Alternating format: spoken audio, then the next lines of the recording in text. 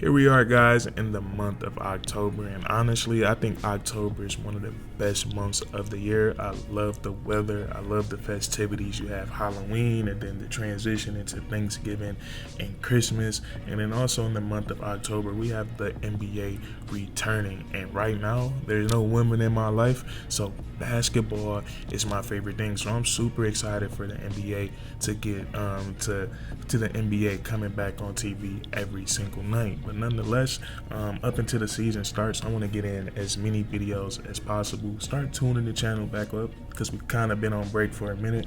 But I want to talk about some expectations for some of my favorite teams, some of the teams that we talk about a lot on the channel. We did the Pistons last video.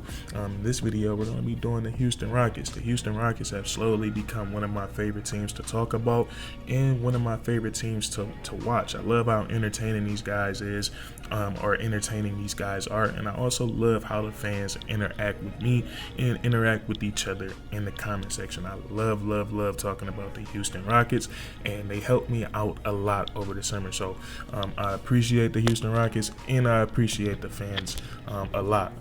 But enough of that sentimental stuff. We can actually get into some basketball. So I just wanted to go, and first of all, as you guys can see in the title, I said the Houston Rockets are fully loaded, and that's not a term that I'm throwing around.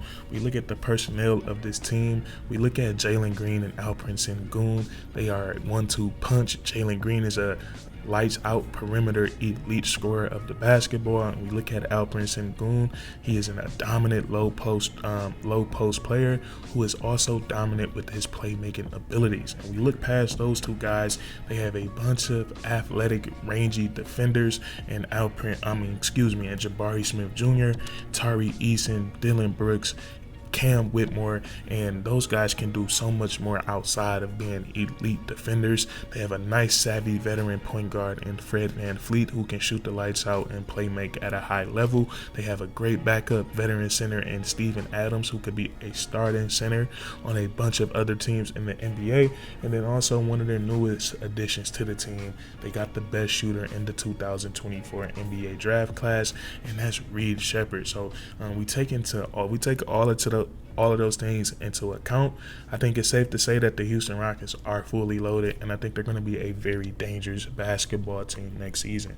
Now, I want to get into some expectations for these guys individually and the team as a whole, and I think it'd be best if we start off with some individuals. And there's so many. It's like 8 guys I want to talk about on the Houston Rockets, and right now I'll keep it a stack with you guys. Right now in my head, I still don't know which players I'm going to talk about, and when I make these videos, I do a little research, I look at some stats, but most of it is right off the dome. So right now I don't know all the players we're gonna end up talking about, but I know I want to start with Reed Shepard because I think he's going to be a vital piece to the Houston Rockets in this upcoming season. And he was taken with the 3rd overall pick, and he's honestly in a great situation.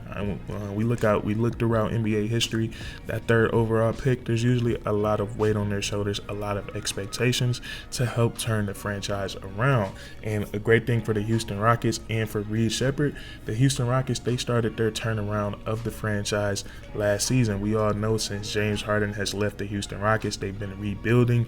It's hard to replace something like James Harden, who was as good and as good and as productive as he was. But last year, the Houston Rockets, they showed tremendous growth under Coach Ime Udoka, winning 41 games, losing 41 games, finishing with a 500 record after the last couple of years finishing towards the bottom of the NBA when it came towards the standings and the Western Conference. So they took a huge leap last year, almost made the play-in tournament, playing in a very good conference.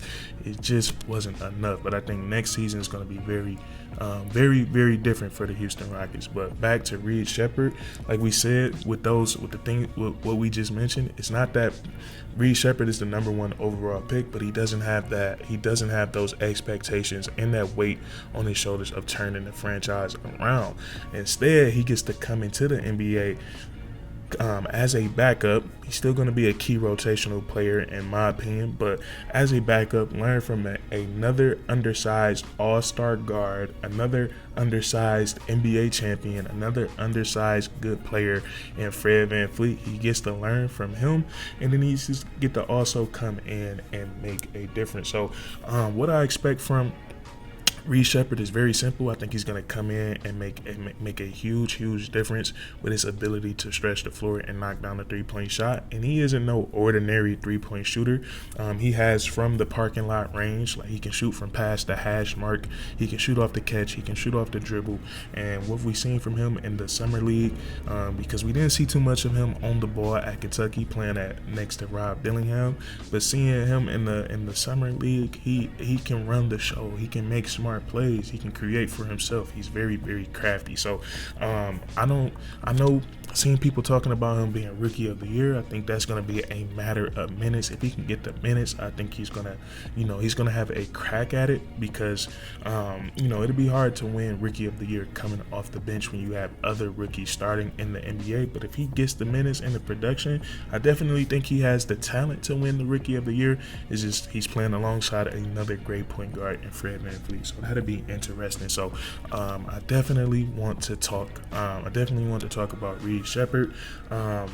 Another player that I want to talk about now this player, I think he has so much potential, and I think it's only a matter of time before he blossoms into a start in the NBA, and that's Alon Thompson. And Alon Thompson, he's one of those guys that you only hear great things about. When it comes to his work ethic, you only hear great things. When it comes to him being a brother to his twin brother, you only hear great things. When it comes to him being a teammate, great things. And when it comes to him working on his game, you only hear great things. So Alon Thompson, we know he checks off all that stuff that matters in the offseason, working hard, staying disciplined, and staying hungry. And I think that matters a lot when you get to that level that he's at. When you get to the NBA, you gotta keep that drive going, because it takes a lot of time and a lot of sacrifice to get to that level.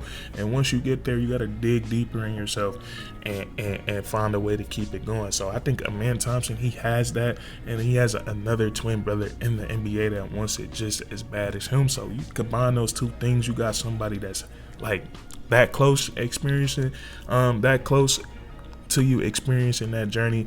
I promise you it's going to pay off greatly for Alon Thompson. But I think Alon Thompson, I think this could be a big time season for him.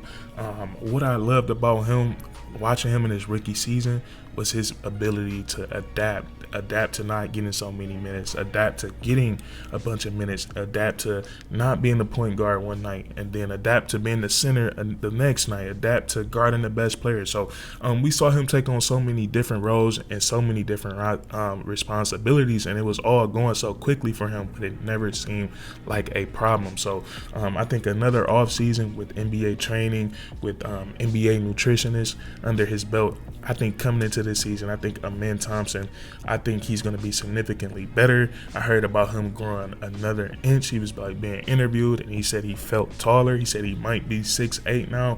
Fred VanVleet said he was hooping with him in the offseason. He was looking really good. So I think the Houston Rockets, I think we can expect some great things from Alon Thompson, and he's definitely become one of my favorite players in the NBA. I just love his work ethic, and I love the positivity that he brings to the game of basketball. So I think Alon Thompson is somebody to keep an eye out, someone to keep highlighted for the Houston Rockets.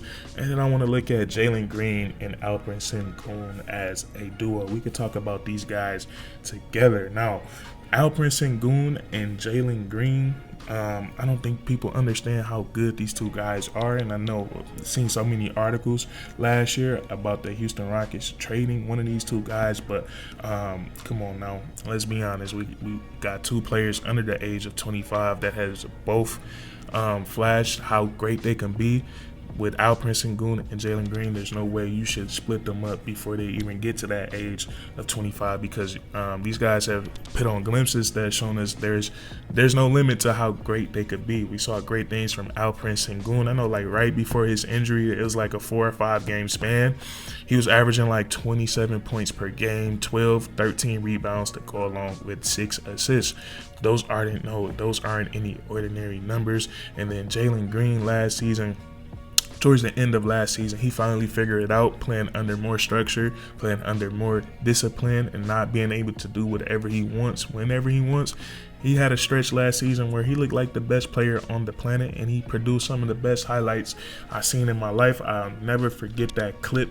I'll never forget that clip of him dropping a guy, looking at him, knocking down the 3, and then turning around before it goes in. I love that clip so much. But these two guys, if they figure it out, and they was kind of already starting to figure it out. I know Jaylen Green, he started to hit his stride right before Alperen Sengun did get injured. A lot of people said it happened right after Alperen Sengun got injured, but when Jaylen Green had his good stretch of games, his good run of games, Alperen Sengun did play in a couple of those games. So whenever you have a guy killing it on the perimeter and another guy that can kill it on the interior, split that up. So I think these two guys, if they take another step forward next year, I think the Houston Rockets could become one of the best teams in the NBA, and that's not something that's unusual in today's game. We see these young teams. We've seen the Oklahoma City Thunder, the youngest team in NBA history, to be the first seed in the conference and to win a playoff series. So that's just the direction that the NBA is going in. It's becoming a young man's game. So that's something to keep in mind. So there we are. We've already talked about 4 players: Reed Shepard, Thompson, Alperen Sengun, and Jaylen Green. I think I want to leave it there, and then we can get into team expectations. But those other key guys, Jabari Smith Jr., Tari Eason, Cam Whitmore, hell, even Dylan Brooks, they all have the opportunity. I have high expectations out of all of those guys as well. So it's going to be interesting to see which of these guys are going to have the best individual seasons. But I think no matter who has, obviously you do. I would think you would want Alperen Sengun and Jaylen Green to have great individual seasons. But I think no matter what, the Houston Rockets, they're going to have a great season as a whole. They have so much talent, and they have a great head coach in Ime Udoka. So what I expect from the Houston Rockets, I'll do it as a floor and I'll do it as a ceiling. I think the floor for the Houston Rockets, I think they're going to be a top 6 seed in the Western Conference. And I know I might sound crazy, but I think these guys are that good, and they won 41 games last year in a loaded Western Conference while being banged up. Man, key injuries to guys like Sengun, key injuries to Cam Whitmore, key injuries to Tari Eason. So we are counting on them being healthy, and then the addition, also Steven Adams, the addition of Steven Adams and Reed Shepard, and then we factor in. I think like we gotta factor in, because I think these guys are gonna be taking a huge leap. Like Thompson, Cam Whitmore, Sengun, Jaylen Green, I think all these guys are going to be taking a huge leap. And I think if all goes well, the Houston Rockets could get to the second round. They could get to the second round of the playoffs. I can see this team winning a playoff series. So before we see any more from this team, before we see the first few months of the season, right now I have them making the playoffs, and I have them potentially winning a series. But that's all I have for you guys today. Let me know what you think down in the comment section about some of the players and also what the team will do as a whole. But if you enjoyed, please leave a like. I appreciate every single subscriber, and then comment down below. But that's curtains.